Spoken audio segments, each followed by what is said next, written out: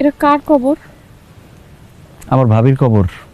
আর কি কও, ভাবিরে না বাড়িতে দেখে আসলাম, সে মারা গেল কখন?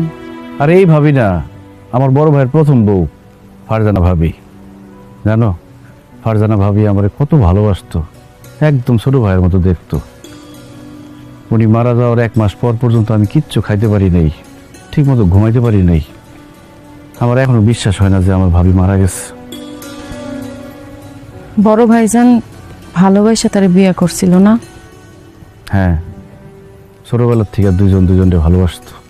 ভালো যদি এতই বাসতো, তাহলে সে মারা যাবার পর ভাইজান আরেকটা বিয়ে করলো কেমনে?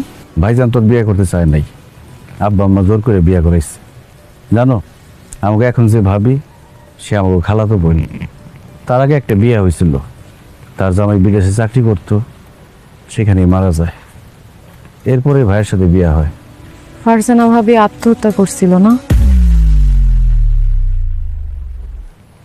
কিন্তু তুমি কিভাবে বুঝলা?